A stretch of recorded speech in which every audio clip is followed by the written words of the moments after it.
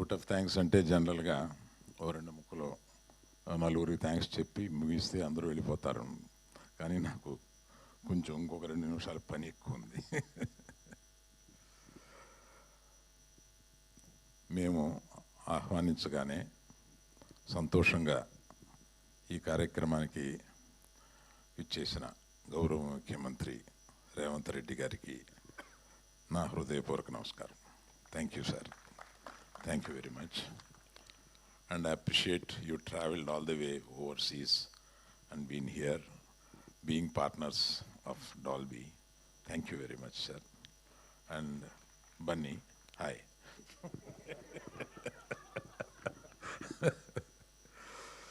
So I have to remember 3 persons here. నేను ముగ్గురిని ఇందులో తప్పనిసరిగా గుర్తు చేసుకోవాలి. వారు ఇంతకు ముందే చెప్పారు. 50 సంవత్సరాల క్రితం ఈ ఇండస్ట్రీని అంటరాని ఇండస్ట్రీగా చూసిన సొసైటీ, ఆ సొసైటీలో నాన్నగారు నన్ను ప్రోత్సహించి నువ్వు దీక్షతో పనిచేస్తే ఈ సినిమా ఇండస్ట్రీలో పైకి వస్తావు, పర్వాలేదు ఇండస్ట్రీలోకి రా అని చెప్పడమే కాకుండా తన కూతుర్ని ఇండస్ట్రీలో ఉన్న వ్యక్తికి 45 ఏళ్ల క్రితం తను ఇచ్చి పెళ్లి చేశారు. అటువంటి భావం కల ఆయన ఇవాళ పైనుంచి వారు చెప్పినట్టుగా చూసి ఆనందపడుతూ ఉంటారండి. రెండో వ్యక్తి ఎంతోమందికి తను ఒక ఇన్స్పిరేషన్గా నిలిచి ఎంతోమందికి హీరోలు అవ్వడానికి ఒక బాట వేసి ఒక ఇన్స్పిరేషన్ ఇచ్చిన చిరంజీవి గారు. ఆయన్ని కూడా మనం తలుచుకోవాలి. నాకు ఈ ఎగ్జిబిషన్ సెక్టార్ మీద ఒక ఇంట్రెస్ట్ కలగజేసిన నారాయణదాస్ నరం గారు, మన ఏషియన్ ఫిలిమ్స్ వారు, ఆయన తలుచుకోవాలి. ఈ ముగ్గురిని నేను ఈ థియేటర్ ఓపెనింగ్ సందర్భంగా తప్పనిసరిగా తలుచుకోవాలి. కాగితం పెద్దదే కానీ ఎక్కువ లేదండి ఇందులో, డోంట్ వరీ. హైదరాబాద్ని ఫిల్మ్ క్యాపిటల్గా చేయాలని సీఎం గారికి అత్యంత కోరిక.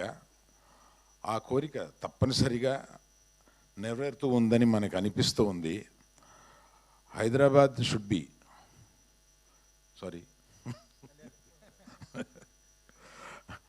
అంటే హైదరాబాద్ని ఫిల్మ్ క్యాపిటల్గా మీరు చేయాలన్న మీ దృఢ నిర్ణయానికి ఇండస్ట్రీ ఎప్పుడు తోడుంటుంది. మీరు అటువంటి ప్రయత్నాల్లోనే ఇది ఒక చిన్న ప్రయత్నం. ఎందుకంటే ఈ థియేటర్ ప్రపంచంలో 3 పెద్ద బిగ్గెస్ట్ డాల్బీ వారి ఉండగానే చెప్తున్నా, బిగ్గెస్ట్ డాల్బీ సినిమాస్ 3 ఉన్నాయి. అందులో ఒకటి హైదరాబాద్లో ఉంది, అదే ఇది. ఇప్పట్లో ఇండియాలో ఇటువంటి థియేటర్ని పోల్చుకోగలిగిన థియేటర్ ఇంకొకటి రావడానికి కొన్ని సంవత్సరాలు పడుతుంది. ఎందుకంటే ఇటువంటి నగరం, ఇది ఫైనాన్షియల్ డిస్ట్రిక్ట్ నగరంలో బొడ్డున ఉన్నట్టుగా అవ్వబోతుంది కొన్ని సంవత్సరాల్లో. అటువంటి ఈ ప్రాంతంలో 7 ఎకరాల స్థలంలో ఒక స్టూడియో, ఒక సినిమా థియేటర్ కట్టుకోకుండా నంబర్ ఆఫ్ కమర్షియల్ ఈగా చేసి ఉంటే కొన్ని కోట్ల రూపాయలు నెలకు వస్తాయి.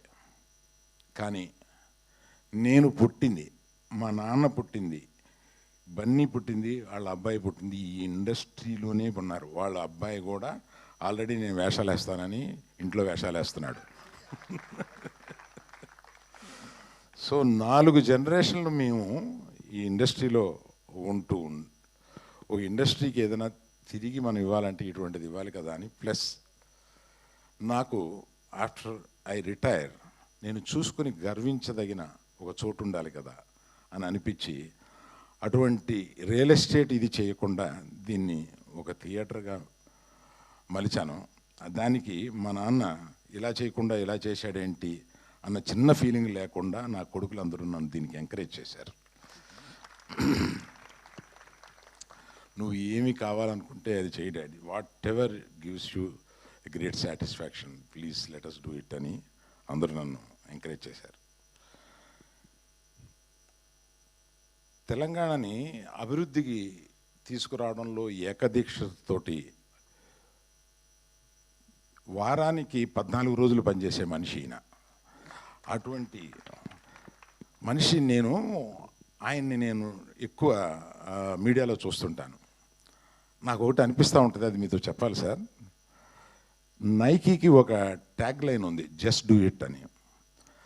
ఆయనకి ఏదైనా ఇది మంచిది, ఇది ఉపయోగపడుద్ది ప్రజలకి, ఇది తెలంగాణకు ఉపయోగపడుద్ది, Hyderabad, he will just do it. ఎక్కువ క్యాలిక్యులేషన్స్ లేకుండా he will just do it. That's what I have notice sir. That is what made you great today. నేను అది నమ్ముతున్నా.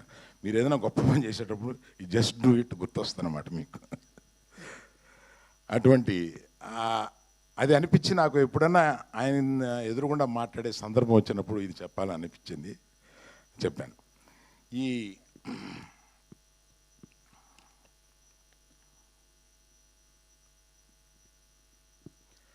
ఇటువంటిది ఒక్కడిగా డబ్బిస్తే రాదు, నేను వచ్చి ఒక ఇంజనీర్ని అలాట్ చేసేస్తే రాదు. నాకు తోడుగా నా ముఖ్య స్నేహితుడు మూర్తి గారు అని. Please stand up Murthy, let us give a big hand to Murthy garu. And ఈ థియేటర్లో, ఈ థియేటర్ ఇంత అందంగా రావడానికి ఒక కుర్రవాడు, నా నెఫ్యూ, కష్టపడి 2 ఏళ్ళు దీన్ని ఇంచిన దగ్గరుండి చూసుకుని కట్టాడు. Teja, please stand up once, turn that side. And Ramesh అని నాకు డిజిటల్ సినిమాకి CEO, అతన్ని ఇబ్బంది పెట్టి అక్కడ కాకుండా తీసుకొచ్చి ఇక్కడ పెట్టి, ఇతను చేసిన పని ఎక్కువ పునాదుల్లో ఉంటుంది కనుక ఈ సినిమాకి పునాది లాంటి వాడు అతను. Thank you Ramesh. ఈ ముగ్గురికి నేను ముఖ్యమంత్రి గారి చేతుల మీదుగా 3 మెమెంటోలు ఇవ్వాలని అనుకున్నాను. ఎక్కడున్నాయి బాబోయ్?